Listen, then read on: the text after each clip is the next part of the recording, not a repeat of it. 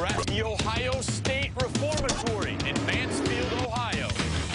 After opening its doors in 1896, this prison became notorious for housing some of the most vicious inmates in the nation. Tonight, we give two teams the opportunity to battle it out for bragging rights in one of the most haunted prisons in the country. Rack up, let's go. What the f was that? Seriously. This is Paranormal Challenge, Ohio State Reformatory. Something just flew past me. Go, go, go. Take your whole life speed over. Two teams. Dude, what the? One night. Please help me.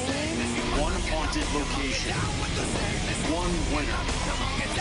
For the ultimate in bragging rights.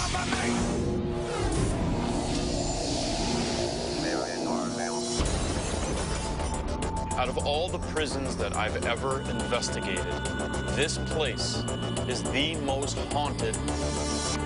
Zach Bagans, the Paranormal Challenge chairman, is also lead investigator and co-founder of the highly respected and award-winning Ghost Adventures crew. He has completed hundreds of investigations, working with the world's renowned paranormal researchers and scientists. It looks like we have a case of David and Goliath. You know, you've got Eerie Paranormal, these two big old macho guys. Then you have the other team, Steel Town Paranormal. You've got two women on that team. Every woman that's ever been in here has had her head grabbed, has been pushed, has been scratched. You've got to be careful in that respect. Let's see if they can handle it. From Pennsylvania, Steel Town Paranormal. My name is Melanie Jerish, and I'm the lead investigator. I grew up in a haunted house, and I've always been interested in it. My name is Chris Dorish. We want to be relevant in the field of paranormal research. When we're ghosts, we'll have contributed something lasting to the field. My name is Carrie Mitchell, and I'm the second investigator. I think being two women on our team, it's going to help us bring out the spirits here. We're here to win, just really excited to get the chance to prove that we're the better team. It's a little different atmosphere because usually we're out to hunt the ghosts, but tonight we're out to beat the other team too. From Ohio, Eerie Paranormal. I'm Darcy Hunley with Eerie Paranormal. She's our rock that we lean on. I am the case manager, but as far as lead investigator, it's always up to these guys. Gary Hunley from Eerie Paranormal. We got our name because we're in the area, but it's spelled Eerie like blue. Ben and myself both work in corrections. I can't say that it wouldn't give us an upper hand, just the feeling of what it's like to be in here. It's important for us to validate that, look, we are good investigators. We capture amazing evidence. So I have no disrespect to the other team, but they're going down. We're taking home the belt. All right, right now we are in the Central Guards Room at Ohio State Reformatory. Teams, how you doing? Eerie Paranormal? Steel Town Paranormal? You guys ready? We're ready. You guys ready to go head-to-head? We're ready. And compete for the bragging rights of Paranormal Challenge? Who's going to win? We are. We'll see. We'll see. We'll make the judgment on that. This is Mike Middleton. I've investigated with this guy. He's going to take you guys around, show you all the areas that you're going to be investigating. Listen very, very closely to every single detail Mike tells you. For nearly 100 years, America's most dangerous convicts called the Ohio State Reformatory home. Since its opening in the late 1800s, violence and death have plagued this sprawling Gothic castle, where murder, suicide, and bloody escape attempts took the lives of hundreds of people. Now abandoned, experts believe the unavenged spirits of the dead remain locked behind the reformatory's decaying stone walls. To either side of us is the east and west cell blocks, where some of the hardest criminals in the country were sent. It's easy to forget that these were real people, real men, fathers, sons, grandfathers. Are you ready to see the cell blocks? Let's go. We're in the west shower. This is where the prisoners of the west cell block got to take their one shower a week. Life inside these walls for some prisoners was unbearable. Between the living conditions, the fear, the constant violence, Suicide was a real option. And that became reality right here when an inmate took a towel and hung himself. To be standing underneath a pipe that's bent from the weight of the man, I immediately had chills. Here on the west cell block at cell number 36, or better known to the staff here as Thomas's cell, Thomas was an inmate in there who never got visited by his family. He was in great despair, and that turned into insanity. He would bang his head over and over again. And he hung himself off the top railing of his bunk bed. While teams were in the west attic, the primary use for this was an overflow for inmates when the prison was at capacity. We've talked to former inmates who have told us that when it was winter outside, it could be 30 degrees colder in here. When it was summer, it could be 25 to 35 degrees warmer in here. I mean, to have that many inmates in one room, it's sort of like a big free-for-all up there. It's much easier to access each other, to harm each other.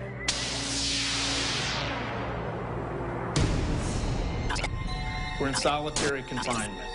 This was really where the worst of the worst ended up. Can you imagine this being your life? 23 hours a day. Some men were in solitary 8 months to a year. Okay? It drove some men insane. On October 6th in 1932, prisoner Merrill Chandler took an iron bar and murdered prison guard Frank Hager, right where you're standing. Oh my gosh. I've told you a little bit about the history of the Ohio State Reformatory. Now I'd like to introduce you to someone who's lived some history. DJ Fly.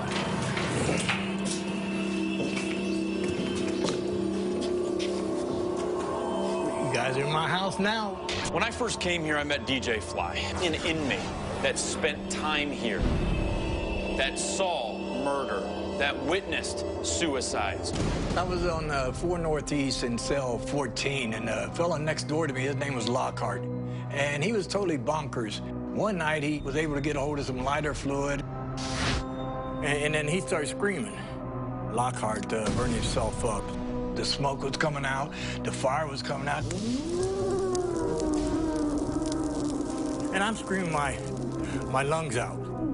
I was trying to get some...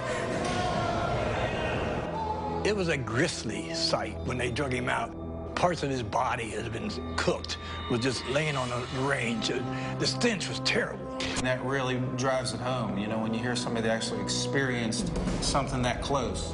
I hope that when you leave here, that you'll remember Lockhart. He's still here. There's a whole bunch of people like him that will never get out of here. This is for real. With the competition set to begin, Zach gets each team geared up with the most advanced paranormal detection equipment for tonight's challenge. What's up? You guys know that this isn't a stuffed animal factory full of puppy dogs and ice cream, right? Right. This is the most haunted prison I've ever investigated.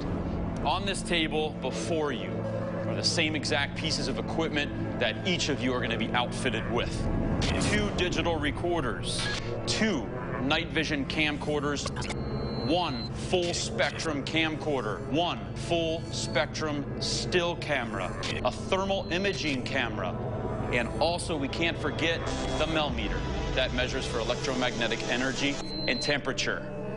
Guys, I know you're tough, but these spirits are tougher. Suit up, wait for my signal, and we'll see you soon.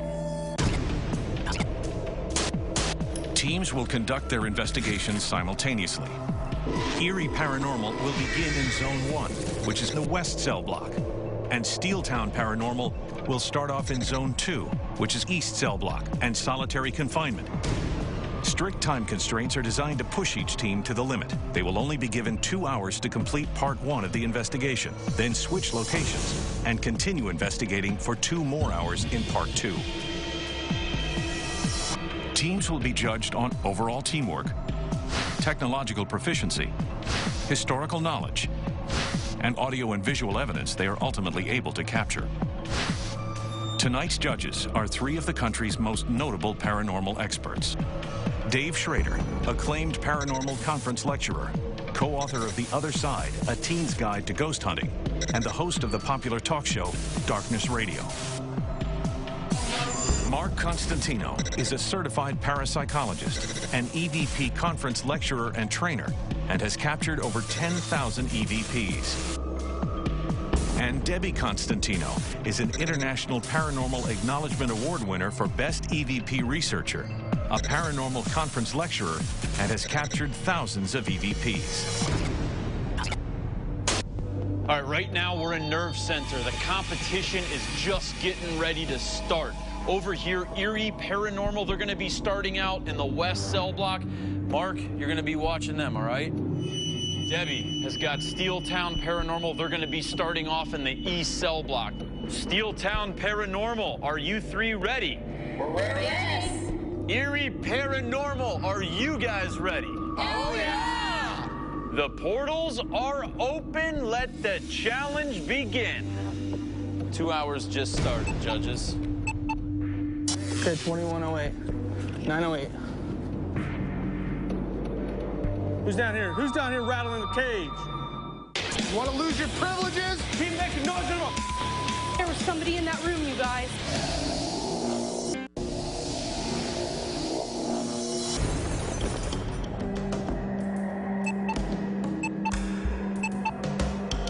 This is it. The investigation just begun. Both of these groups are apparently marking out their strategies. Hey, Dave, tell us about the operation we got going on. Well, we've got both teams spread out throughout the prison. We're going to be following along both teams as they investigate the east and west side of the prisons this evening.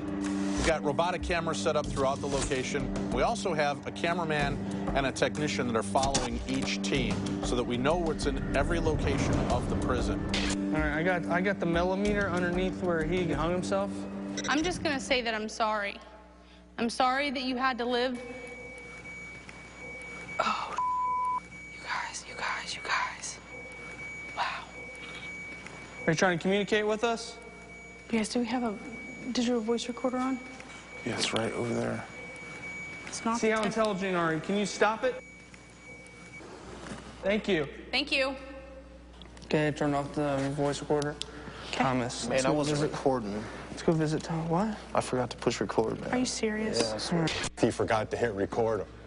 So he wasn't even recording, which is not So the best he thing forgot to hit record, Mark? Yeah. Will you mark that down as a bad one for I already technology? did. I already did. But here's 13. This is 13, yep.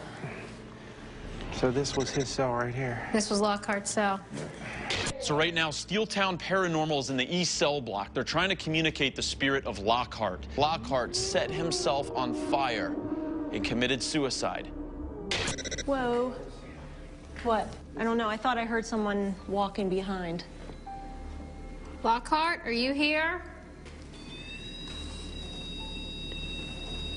Is this where you took the easy way out?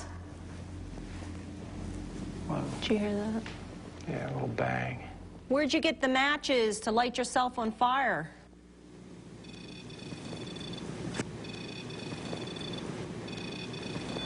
I mean, I'm way back. You standing outside of your cell?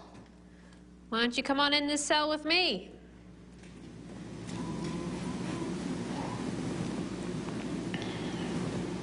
Did you hear that? It was like a moan Like or something. Like that? It sounded like a moan. Yeah.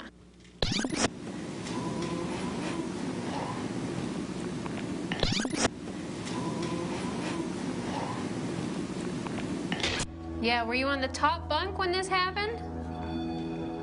When you decided to end your life? And that's where you were stuck?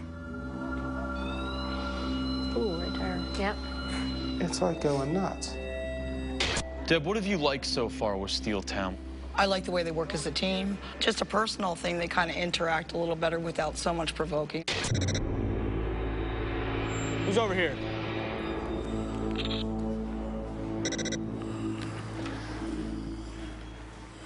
Who's down there?